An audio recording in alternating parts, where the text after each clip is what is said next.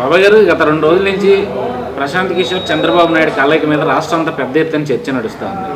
YCP నాయకులు ముందుగానే ఎప్పుడు ఉండేటట్టు విమర్శనాస్త్రాలు. కొడాలి నాని ఏమో ప్రశాంత్ కిషోర్ గుజ్జంతా మేమే వాడేసామని చెప్తా ఉన్నాడు. పేరు నానిను ఇంకొక మంత్రి ఏమో ఎంతమంది పీకేలను తెచ్చుకున్నా ఊడేది ఏం లేదని చెప్పి వాళ్ళు మాట్లాడుతూ ఉన్నారు. దీన్ని ఎట్లా చూస్తారు మీరు? దీన్ని ఎట్లా చూడటం అంటే ఇప్పుడు ఆ కొడాలి నానిగాడు అనేవాడు ఒక తాగుపోతు. వాడు ఎప్పుడేం మాట్లాడతాడో ఊడికి వాడికే తెలియదు. ఇంకా మనకేమర్థమైంది, తినేవాళ్ళకి ఏమర్థమైంది. మరి అట్లానే పేరు నాని కూడా అంతే. ఇవాళ నాకొద్దు సీటు నా కొడుకు కావాలంటున్నాడు. మరి డిసెంబర్లో రాజధాని తీర్పు అన్నారు, అది వెనక్కిపోయింది. ఇంకా ఏం చేస్తారు వీళ్ళు? మైండ్ పోయి వాళ్ళ ఇష్టానుసారంగా ఏదో మాట్లాడుతున్నారు.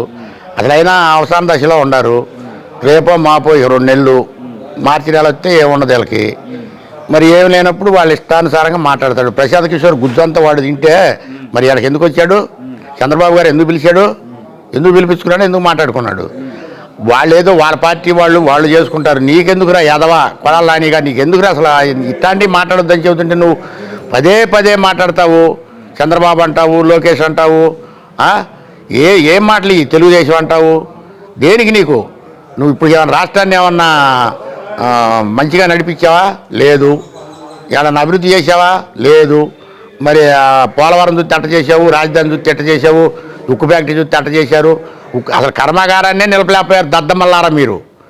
ఎందుకు మాట్లాడతారు కెమెరా ముంగడికి వచ్చి? పనికి మాలి ఎదవా. నీకు 2 బిడ్డలు ఉన్నారు. ఆలోచించు ఒకసారి. ఆ బిడ్డల భవిష్యత్తు బాగుండాలంటే మన పెద్దలు చేసే పనులను బట్టే బిడ్డలకు వస్తాయి.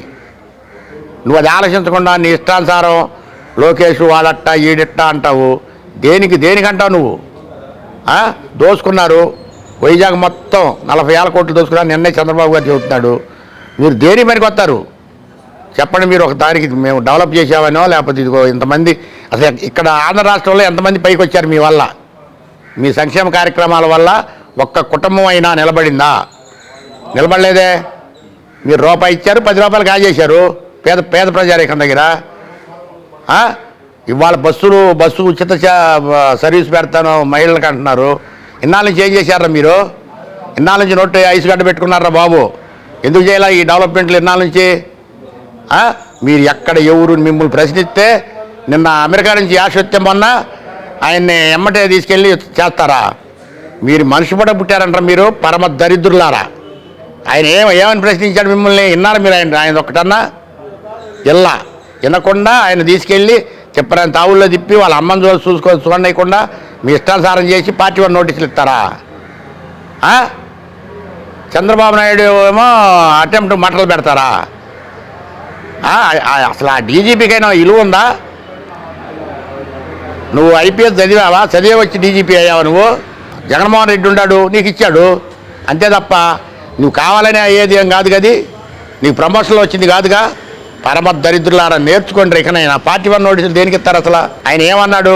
ఏమన్నా తిట్టాడా? పార్టీ వన్ నోటీసులు ఇచ్చి మళ్ళీ 11వ తారీఖు వేస్తారా? ఆయన ఎక్కడో అమెరికాలో బతికేవాడిని మీ ఇష్టానుసారం మాట్లాడతారా? అంటే మిమ్మల్ని ప్రశ్నించే వల్ల లేదు.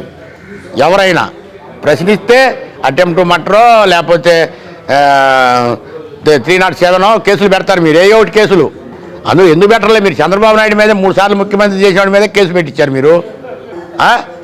ఏం మాట్లాడతావురా పేరు నాని? నువ్వు తెలిసినోడి తలకాయ మాత్రం ఇంత లావునుంది. అసలు మీ నాన్న ఎటువంటి వాడు తెలుసా?